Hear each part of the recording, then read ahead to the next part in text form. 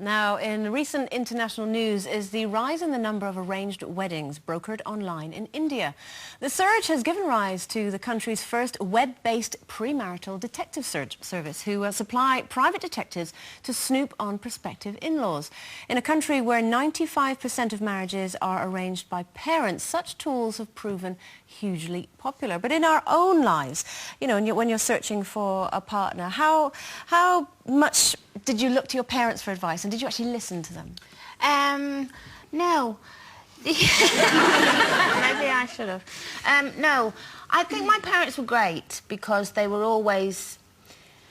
They must have walked away sometimes and thought, oh, please not that one. Please not that one. Please don't let that be the one. But they never, if you were happy, they were happy. I do remember my dad one day saying, I can't believe I've got 6 daughters and not one of you's met a millionaire. Because I think ultimately your parents want you to be with someone who who can look after you, and you're not going to have any worries for the rest of your life. But none of us did. I mean, we met a lot of millionaires, but we weren't those type, you know, we always, it was for love, it was never for money with Annie. We were all a bit like that. So I don't think money is that important. You know, you want to kind of have someone you're comfortable with. But I remember when I used to work on cruise ships and I met this short, fat, not so good-looking bloke. And my mother thought he was marvellous because he had a helicopter. I thought, you know, that's the basis for a good future, isn't it? A helicopter. But I kind of think, I think there's something in it, really, your parents choosing for you. I'm going to listen now. Really? Yeah, definitely. Does your mum still give you advice? Does she point someone out in a room and go, right, him, give him a go? Not so much. She'll just say to me, oh, Claire, you know, that one's unsuitable, don't go there again, you know? And she will, you know, she gives me really sound advice. But you can only learn, Claire, by your mistakes. You can't learn by your mother's. Hey, listen, I've no regrets in anything I've done or any partners. I just think, you know, your mother knows best. What about the notion of hiring, you know, a private detective to look into, you know, the prospective in-laws or what have you? Do you think that's taking it a step too far, or would you? I think Ray wished he'd done that. Really? I think he did. I think he'd have run a mile. What do you think? I think it's pretty good, you know. I mean, all my girls say to me now, Claire, we're getting a committee for your next fella.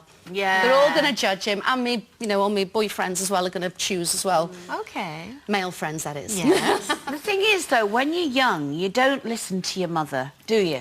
You don't listen to anything she says. It doesn't matter what they say. You know, my mother said to me so many times, he's wrong, and you know what? I went exactly the other way, because that's what you do. It's forbidden fruit, isn't it? Yes, absolutely. Yeah. But you know what? She was right. And I can say that now in hindsight, of course I can. But you can't be guided by somebody in those cases. You've got to learn yourself. You've got to make all those mistakes yourself. You've got to come a cropper. You've got to pick yourself up. Then go back and say, Mum, you were right. I will listen to you now. I agree with you now as a 40-year-old woman, but as a sort of teenager or in my early 20s or what have you, I was brought up to listen to my mum and dad, so it actually didn't occur to me to not listen to them, because I always felt that they had my best interests at heart, that they wouldn't necessarily have said, oh, no, not him, if they weren't right. So I did the opposite. If my parents said, oh, no, I don't like the look of him very much, I went that way. And, you know, I married my first real boyfriend that I had at school. And, you know, he's a lovely guy, came from a good family and a good home. And, you know, he ticked loads and loads of boxes.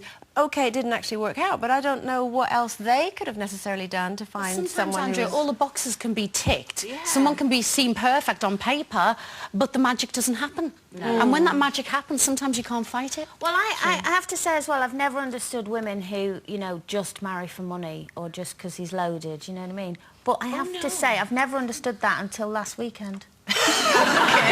Because, right, I was working and the guy I was working with was like a multi-millionaire, and afterwards, it was in London, I had to get back to Manchester, and he said, no, you must come in the helicopter with me. It wasn't her friend from private the cruise, helicopter, was it? No, it wasn't. And we went in this private helicopter and we landed in his front garden. Well, I say front garden, it was a park. And the most beautiful mansion in front of me. And then he had the Bentley waiting to drive me home. And I thought, oh, I get it now. Really get it. Attractive. Yeah, he suddenly became really, really attractive. Was he married? Yes, yes, he was. Happily. Happily. Ever after. But not as happily as me. OK. Time for a final